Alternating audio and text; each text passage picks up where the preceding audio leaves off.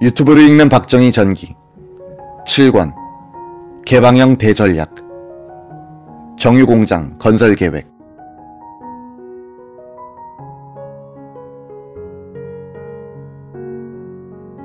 광부와 관의사들의 서독 취업과 비슷한 시기에 박정희 정권의 경제정책에 중대한 변화가 일어났다. 기간산업을 건설하여 수입 대체를 이룩한다는 다분히 이상적이고도 민족주의적인 당초의 계획에 제동이 걸리면서 외자 도입에 의한 공업화와 수출 중심의 경제발전 전략이 자리잡기 시작한 것이다. 5.16 직후 제1차 경제개발 5개년 계획을 세울 무렵 혁명정부는 종합제철소와 정유공장 건립안을 반영했었다. 근대 국가의 국력을 가늠하는 2대 전략물자를 상징하는 강철과 기름, 종합제철소와 정유공장 건설을 위해서 혁명정부는 이상적인 계획을 세웠다. 정유공장의 경우 국제석유자본의 영향력을 차단하기 위해서 건설자금을 민족자본, 즉 내자를 확보하여 조달하기로 했다. 1962년 9월 10일 정부는 6억 2,500만 원을 1차 불입금으로 하여 대한석유공사를 설립하고 초대 사장에 이성호 전 해군 참모총장을 임명했다. 그해 10월 17일엔 미국의 플로어사와 공장 건설 계약을 맺었다. 총 공사비는 1,599만 7천 달러. 유공은 공사비의 10%를 계약금조로 플루어사에 지급했다. 플루어사는 이 공사를 따기 위해 6.25 전쟁 때 주한미군 사령관이었던 벤플리트를 한국으로 보내 로비를 벌이기도 했었다. 1963년 봄부터 물새울고 잡초 무성한 울산 태화 강변에 정유공장 기자재가 들어오기 시작했다. 1963년 박정희 정부는 물가 폭등, 흉작에 따른 식량 부족 사태, 미국 측의 원조 동결 조치, 외국 차관 도입의 차질 등 경제 위기를 겪는 과정에서 정유공장의 건설 포기를 거론하기도 했다. 대한석유공사에 대한 정부의 2차 출자도 미뤄졌다. 플로어사에 대한 중도금도 제대로 지급하기 어려운 사정이었다. 정부 일각에서는 플로어사에 준 계약금을 떼이더라도 정유공장 건설을 중지해야 한다는 의견을 내기도 했다. 이성호 사장은 박충훈 상공장관과 함께 박 이장을 찾아갔다. 이 사장은 외국 자본의 도입 없이는 정유공장 건설이 어렵다고 보고했다. 박 이장은 이 어려울 때 정유공장을 꼭 지어야 하는가 라고 물었다. 이 사장은 꼭 지어야겠다고 버텼다. 박 이장은 다시 다른 방법이 없을까라고 또 물었다. 이 사장은 없다고 대답했다. 박 이장은 좋다, 외자를 도입해서 지어라. 외자 도입에 따른 전권은 이 제독에게 준다 라고 말했다. 이성호 사장은 당시 한국 내의 석유 판매권을 독점하고 있던 코스코사의 새 회원사인 칼텍스, 쉘, 엑소와 접촉해봤다.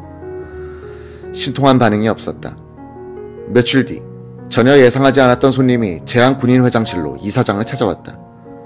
이 사장은 제한군인회장을 겸직하고 있었다.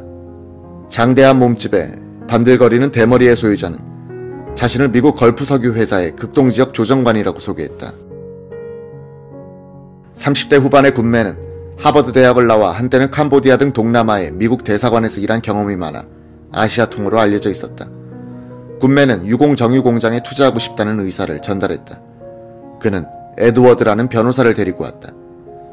즉답을 피한 이성호 사장은 며칠 뒤 도쿄로 가서 그곳에 있는 메이저 석유 회사들의 현지 책임자들, 그리고 일본의 해외 석유 개발 회사를 방문하여 합작 이사를 타진했다.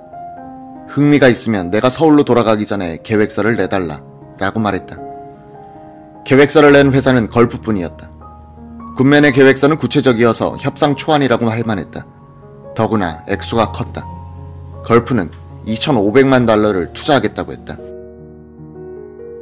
당시 한국의 연간 수출액의 반이나 되는 액수였다. 이성호 사장은 서울로 돌아와 박정희 의장에게 보고했다. 박 의장은 우선 짓고 보자면서 걸프와의 합작 협상을 지시했다. 정유회사만은 민족 자본으로 건설하여 미국 측의 영향력을 막아보자고 생각했던 박정희로서는 현실적 판단을 한 셈이다.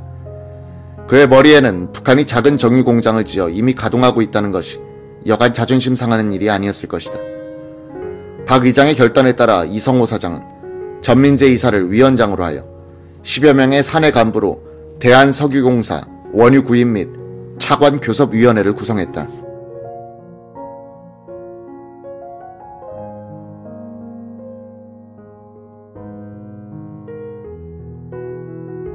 상공부의 오원철, 경제기획원의 황병태, 재무부의 이재설 과장들도 협상 과정에 간이했다. 법률 자문을 맡은 사람은 최덕빈, 김흥한 변호사였다. 걸프가 한국에 투자하기로 결심한 배경에는 쿠웨이트 국내 사정이 있었다. 걸프는 1938년 쿠웨이트에서 불간 유전이란 세계 최대의 기름밭을 발견했다. 당시 매장량은 720억 배럴. 1946년부터 이 유전이 생산을 개시했다. 걸프는 그 뒤 볼리비아, 나이지리아, 콜롬비아에서도 잇따라 거대 유전들을 발견했다. 걸프의 문제는 석유 생산은 많은데 판로가 약하다는 점이었다. 메이저 석유 회사의 실력은 생산, 수송, 정제, 판매의 단계별 유통 과정을 수직으로 통합하여 기름을 그 수직 폐쇄회로에 따라 굴려감으로써 한 단계씩 거칠 때마다 이익을 얻는 일관 체제에서 우러나온다. 생산에는 강하고 판매에는 약했던 걸프는 1960년대에 들어서면서 석유 소비지에 정유 공장을 세운다는 전략을 추진하고 있었다. 이때 정유 공장을 짓고 있던 한국 시장을 주목하게 된 것이다.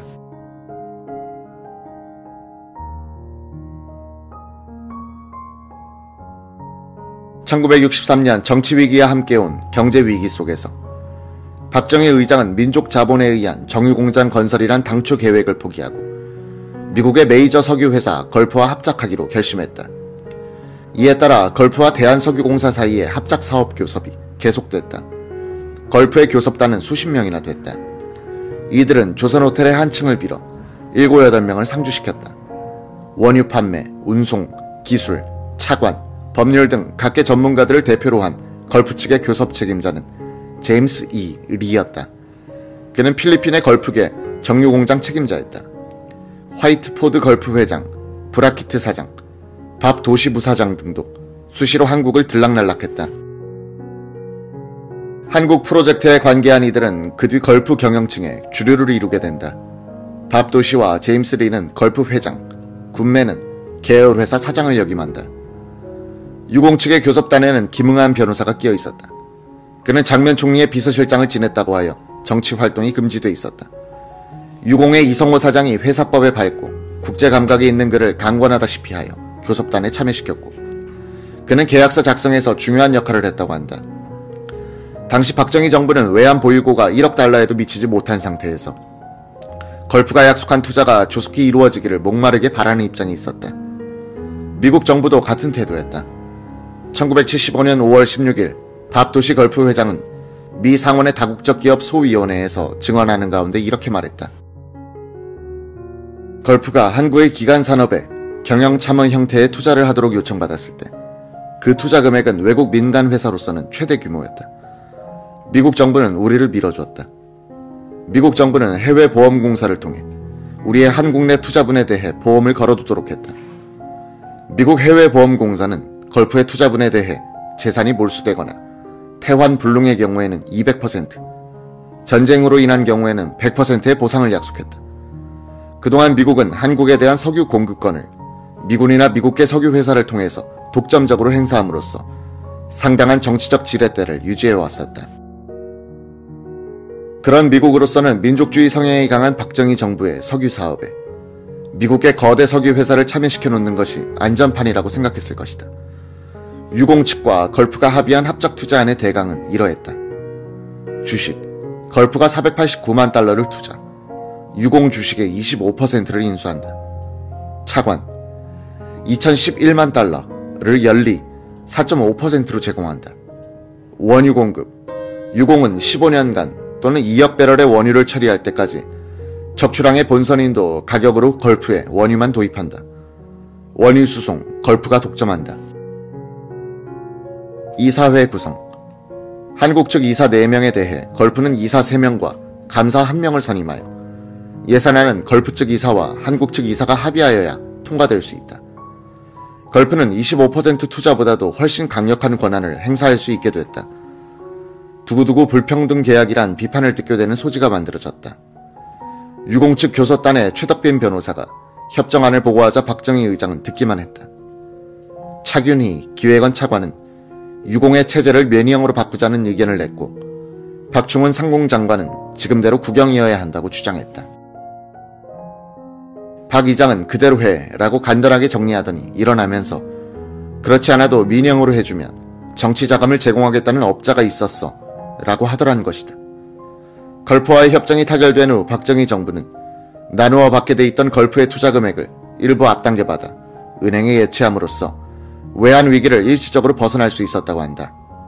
걸프와 박정희 정권의 이런 밀접한 관계는 나중에 공화당에 대한 정치 자금 제공으로 발전하면서 한미 관계의 한 쟁점이 된다. 걸프와의 협상에 개입했던 한 인사는 이렇게 회고했다. 별다른 카드를 쓸 수 없는 최악의 입장에서 협상에 임했습니다. 그렇다고 걸프가 한국의 이런 상황을 악의적으로 이용했다고는 생각하지 않습니다. 원유 독점 공급이나 가격 기준 등의 조건에서는 우리가 손해를 봤지만 차관 상환 조건에서는 유리한 대우를 받았죠. 총체적으로 본다면 우리가 불평등한 대우를 받았다고 볼 수는 없었습니다. 메이저는 결코 보따리 장수일 수는 없었죠. 그들은 국제적으로 관례가 된 계약의 틀을 가지고 있었으며 한국에 적용한 것이 다른 나라에 비해 본질적으로 불리하다는 증거는 없었습니다. 미국 정부는 걸프를 빌어 한국의 정유공장 사업에 투자하도록 한 바로 이 시기, 종합제철 건설에 대해서는 냉담한 반응을 보여 그 계획을 좌절시켰다. 혁명정부는 제1차 경제개발 5개년 계획을 발표하면서 선철 25만 톤, 강괴 22만 톤 생산 규모의 종합제철소를 울산에 짓겠다고 했다. 소요자금은 외자 3천만 달러와 내자 300억 환으로 계획됐다. 1963년에 들어 주 차관선인 미국의 국제개발처는 이 정도 규모의 제철소를 돌리는 데는 철광석과 석탄 수입에만 연간 3,500만 달러가 필요한데 한국은 연간 수출 실적이 4,200만 달러밖에 안 되니 도저히 원료 수입을 감당할 수 없다면서 반대론을 들고 나왔던 것이다.